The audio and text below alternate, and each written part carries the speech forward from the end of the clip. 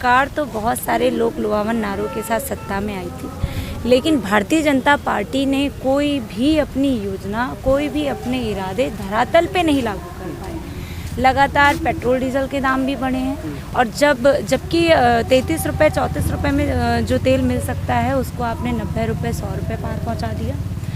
जिस सिलेंडर के लिए स्मृति ईरानी जी बैठ कर के अपना चूड़ी भेजी थी प्रधानमंत्री जी को और सिलेंडर रख कर के धरना करती थी, आज वो चुप है। 300 रुपये का 350 में होता था तो इतना बड़ा आंदोलन होता था, और आज वही सिलेंडर 300 का सिलेंडर कहीं 900, 1000 और 700, 800 इस रेट में पहुंच गया और वो चुप है। तमाम भारतीय जनता पार्टी के बड़े बड़े नेता जो पहले महंगाई के लिए चिल्लाते थे ज़ोर ज़ोर से, आज वो चुप हैं।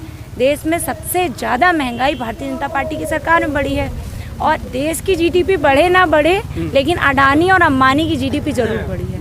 तो सरकार का सीधे से ये पूंजीपतियों की सरकार है। इनकी जो रणनीति है देश की जनता के विकास के लिए नहीं है, ये पूरी तरह से पूंजीपतियों के विकास के लिए काम कर रहे हैं। और अब जब देश की जनता ने इनके लिए जवाब देने के लिए बड़े बड़े आंदोलन किए हैं, शायद इसी सरकार के खिलाफ इतने बड़े आज़ादी के बाद सबसे बड़ा आंदोलन हो रहा है, अभी हो रहा है। और तमाम आंदोलन हुए, चाहे वो सीए एनआरसी का हो, यूथ का, जिसके लिए ताली बजाई यूथ ने, और इतने बड़े बड़े आंदोलन के, लेकिन सरकार निरंकुश है, संवेदनहीन है, किसी चीज़ पे उसका कोई तमाम लोग कह रहे हैं कि राष्ट्र हित में विकास के लिए महंगाई बहुत जरूरी है। राष्ट्र हित में ये बीजेपी के पत्रकार बोल सकते हैं और बीजेपी के लोग बोल सकते हैं, पत्रकार भी बोल रहे हैं। हाँ, मैं बोल रही हूँ ना, ये बीजेपी की गोदी मीडिया बोल सकती है, लेकिन देश का नौजवान जागरूक है। हमें पता है कि हम शिक्षा, असल में शिक्षा कितने में हम पढ़ सकते हैं, किस विद्यालय में, किस विश्वविद्यालय में, हमें शिक्षा पता है। शिक्षा का भी इन्होंने बाजारीकरण कर दिया है, महंगाई चरम सीमा अपनी छू रही है। तो ये भाजपा के लोग बोल रहे हैं, भाजपा की मीडिया बोल रही है, लेकिन देश की जनता ये नहीं बोल रही। पर जनता भी तो सड़कों पे नहीं उतर रही ना, ये भी तो, ये सड़क ही तो है, ये सड़क ही है कि आप 90 दिन होने को आए, किसान सड़क पे ही बैठा हुआ है, देश का किसान सड़क पे बैठा है। महंगाई वाला किसान का मुद्दा है तो एमएसपी को लेकर के ही, किसान का मुद्दा भी इसी सब चीज़ों से जुड़ा हुआ है। किसान को तो अपना, ये तो महंगाई बढ़ा रहे हैं, ये महंगाई जा कहाँ रही है, किसान को नहीं मिल रही है। ये सारी की सारी महंगाई अडानी और अंबानी के खाते में ट्रांसफर हो रही है। कांग्रेस के शासनकाल में जब बीजेपी विपक्ष में थी, तब जिस तरह से विपक्ष का रवैया रहता था महंगाई को लेकर के, उस तरह का रवैया अब दिखाई नहीं दे रहा है, चाहे वो कोई सी भी पार्टी हो। अब सत्ता में आई है ना, नहीं विपक्षी जो दल है, चाहे कांग्रेस हो, समाजवादी पार्टी हो, बीएसपी हो। देखिए, उत्तर प्रदेश में समाजवादी पार्टी ने सबसे ज़्यादा आंदोलन किए, चाहे वो महंगाई के खिलाफ आंदोलन हो, चाहे किसानों के आंदोलन के समर्थन में आंदोलन हो, कृषि कानूनों के विरोध में आंदोलन रहे हों, महिलाओं की सुरक्षा को लेकर के अभी 13 तारीख को पूरे उत्तर प्रदेश में बड़े स्तर पर आंदोलन हुए।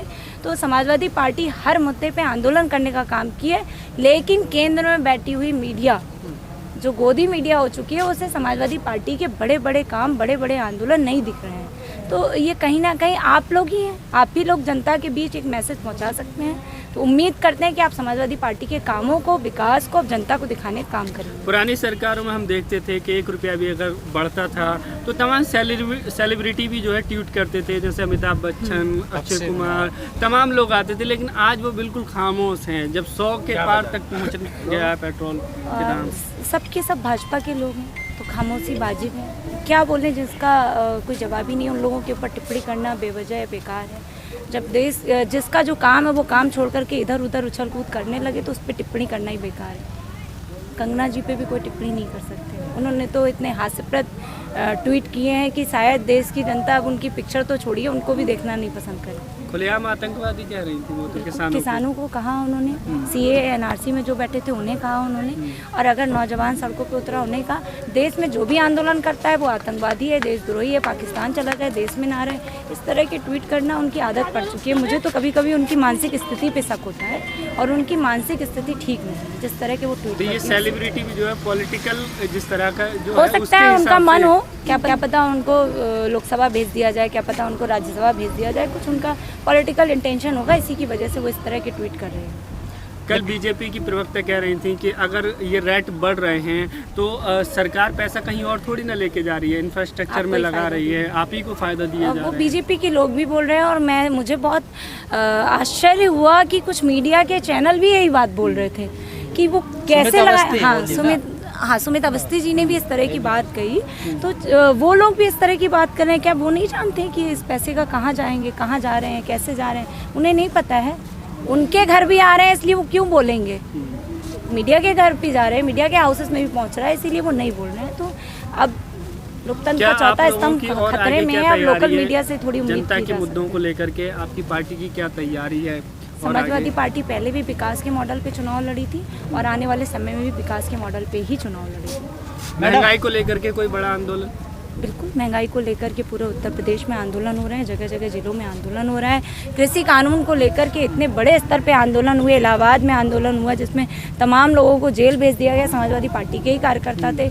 हर जिले में आंदोलन हुआ, 7 दिनों तक चौपालें चली उसके विरोध में और कई लोगों को जेल में भेजा गया, कईयों पे मुकदमे लिख दिए गए। लेकिन क्योंकि उत्तर प्रदेश में तो बाबा जी तो उनसे भी ज़्यादा बढ़ कर के ही आगे, तो समाजवादी पार्टी लगातार आंदोलन कर रही है, हर मुद्दे पे आंदोलन कर रही है, क्योंकि वो सबसे ज़्यादा भारतीय जनता पार्टी के खिलाफ आज के समय पे कोई खड़ा है तो सिर्फ और सिर्फ समाजवादी पार्टी खड़ी है। और सिर्फ उत्तर प्रदेश ही नहीं, पूरे देश के युवाओं, महिलाओं, किसानों को एक उम्मीद है आदरणीय श्री अखिलेश यादव जी की, देश में भी वो एक आने वाले समय में एक देश का चेहरा बनकर उभरेंगे। ये भी आरोप लगते रहे हैं कि जो समाजवादी पार्टी है जिस तरीके से विपक्ष का रोल अदा करना चाहिए खासकर यूपी में, वो नहीं कर पा रही है। ट्विटर खेलते हैं, ट्वीट कर दिया और मुद्दे से निपट गए। किसने ये कहा?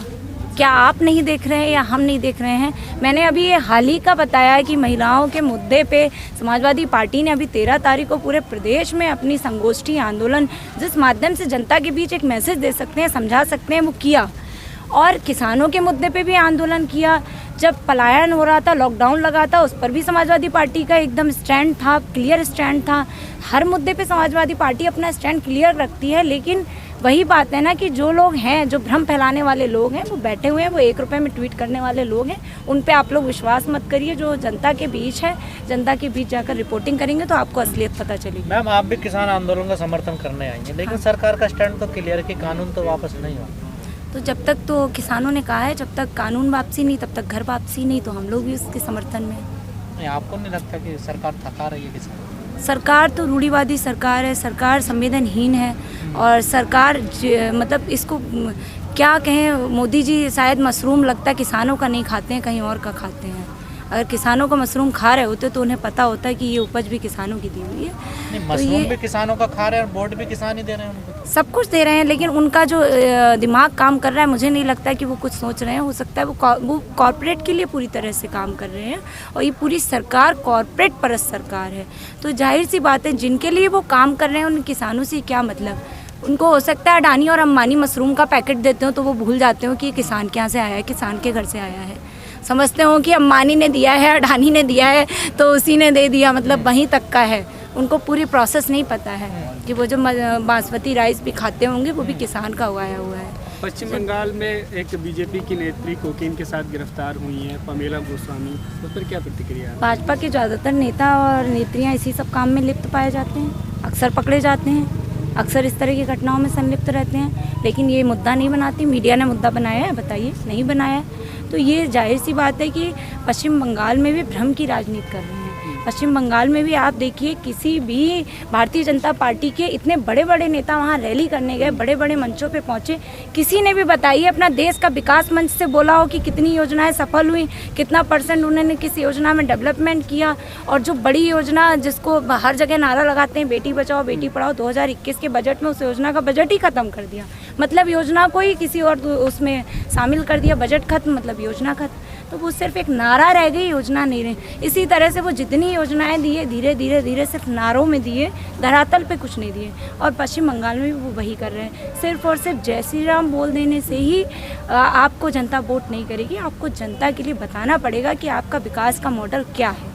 जो देश को आपने धोखा दिया, अब हर राज्य में ये नहीं चलने वाला है। और वहाँ ममता जी बहुत मजबूत हैं और वो चुनाव जीत रहे हैं। इससे पहले रिया चक्रवर्ती को ड्रग्स के मामले में देखा होगा किस तरह से मीडिया ट्रायल चलाया था, लेकिन इस मामले में न्यूट्रल है। अर्नब गोस्वामी खास तौर पर उस वक्त बड़े एग्रेसिव थे, लेकिन आज वो हो सकता है उनके घर परिवार रिश्तेदार हों, पमेला गोस्वामी हो सकता है उनके घर परिवार या रिश्तेदार हो, इसलिए वो आवाज़ क्यों उठाएंगे। टीआरपी का मामला है, सब कुछ टीआरपी कहाँ हो रहे हैं, उनके तो कई चैट्स भी वायरल हुई हैं। तो ऐसे व्यक्ति पे चर्चा मत करिए, उन पे चर्चा करना अपने आप में बड़ा बुरा महसूस होता है कि इसकी हम चर्चा करें। वो चर्चा के लायक व्यक्ति नहीं, पत्रकारिता करते हैं हम तो। वो राष्ट्रहित नहीं है, वो राष्ट्र का असली विरोध है। देश की जनता को गुमराह करना वो सबसे बड़ा देशद्रोह है, उससे बड़ा कुछ नहीं हो सकता कि आप जनता को गुमराह कर रहे हैं। मुझे जाना है इस रोड पे और कोई मुझे कहे आप इधर से जाइए, इधर से घूम करके इधर ही पहुंचेंगे, वो गुमराह करना हुआ, वो गुमराह करना हुआ। तो ये तो आप भी कहते हैं कि मोदी जी भी गुमराह कर रहे हैं, तो वो भी राष्ट्र विरोधी है। बिल्कुल, मोदी जी देश को गुमराह कर रहे हैं, लेकिन मोदी जी जनता को गुमराह करने के साथ साथ जनता को धोखा भी दे रहे हैं। तमाम मोदी जी ने बड़ी बड़ी सभाएं की, बड़ी बड़े नारे लगाए, बड़ी बड़ी कामों की घोषणा करी। उत्तर प्रदेश में ही आकर के पहला फेस मोदी का बनाया गया, उत्तर प्रदेश में मुख्यमंत्री का चेहरा घोषित नहीं।